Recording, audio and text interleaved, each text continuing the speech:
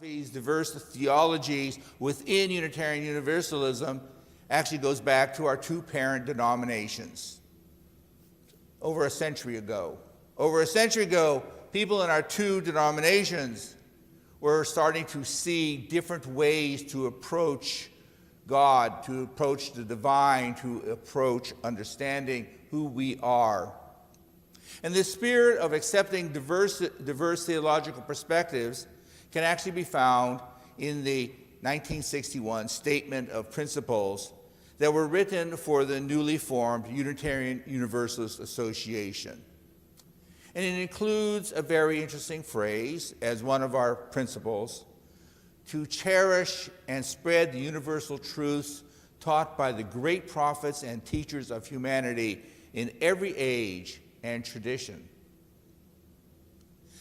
In 1985, when the Statement of Purposes and Principles were revised into the form that we now know today, to eliminate archaic language and sexist terms, a decision was made to actually create a separate section to our Statement of Purposes and Principles that would describe the sources from which Unitarian Universalists draw inspiration for our faith.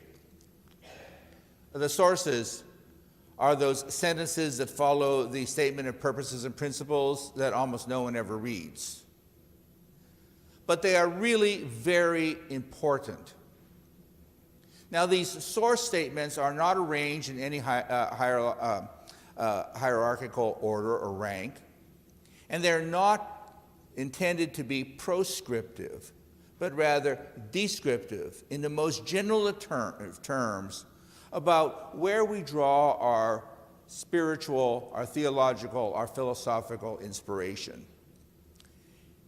So these broad statements, which Mary Alice and Christine will describe to us, leave each of us with lots of room to explore and to reflect on our own personal faith journey.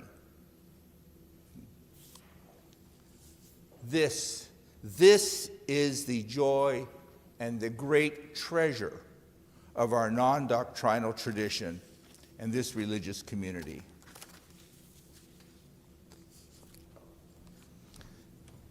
You can go up and stand beside her. The first is direct experience of that transcending mystery and wonder, affirmed in all cultures, which moves us to a renewal of the spirit and an openness to the forces which create and uphold life. This source tells us that we don't have to read it in a book or rely on the word of some theological expert or preacher to know that we can connect with the ineffable. We don't need outside sources to tell us it's true. We can have an experience walking in the woods and connecting with God or nature, or come to a realization of our own about the meaning of our life or our faith, and that is perfectly valid. The experiences of our lives are what give us the foundation for living. As Emerson said, it is not what we believe, but the universal impulse to believe in something that gives a personal faith form. The second source is words and deeds of prophetic women and men, which challenge us to confront powers and structures of evil with justice, compassion, and the transforming power of love. This source calls to mind the many brave men and women through the years who have challenged us to make this a better world. These are the visionaries who call us to action, giving us inspiration for our faith-based work today.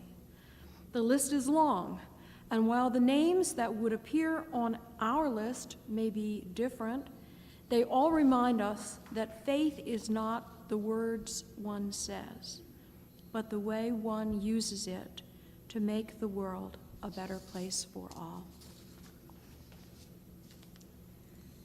The third source is wisdom from the world's religions, which inspire us in our ethical and spiritual life. From our beginnings in the 19th century, Unitarians and Universalists have studied and learned from the wisdom of the world's great religions. Unitarian Elizabeth Palmer Peabody translated the first Buddhist text into English, and the transcendentalists such as Ralph Waldo Emerson and Henry David Thoreau studied Buddhist writings.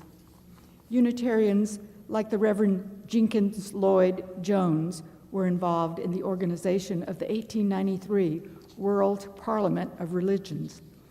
And the practice continues with UU worship services and education programs that incorporate readings and art and prayers and even ritual from many different sources, both religious and secular.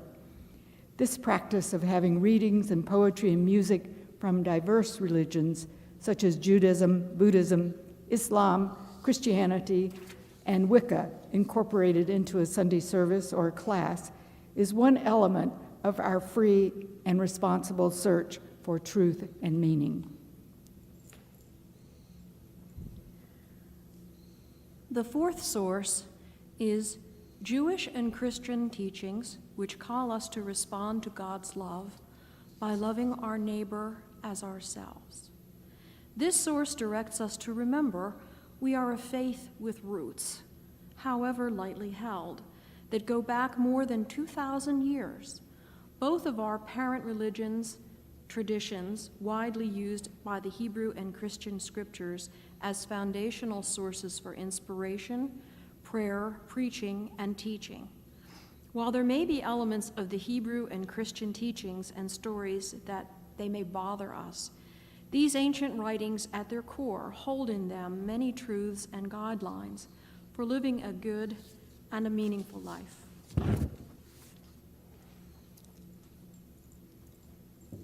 Our fifth source is humanist teachings, which counsel us to heed the guidance of reason and the results of science, and warn us against idolatries of the mind and spirit. This source brings to our faith tradition secular perspectives. It has its roots in the late 19th century Unitarianism proto-humanist view that religion is, at its base, about living an ethical life and being in right relationship. With the influx of humanist philosophy in many of our congregations in the early part of the 20th century, we generally came to accept the philosophy that, as the language of the 1933 Humanist Manifesto states, man is aware that he alone is responsible for the realization of the world of his dreams. And it is okay for Unitarian Universalists to use reason and rigorous intellectual analysis as ways to look for truth. This source affirms that Unitarian Universalism is a faith that welcomes both people who are religious in a traditional sense and those who are not.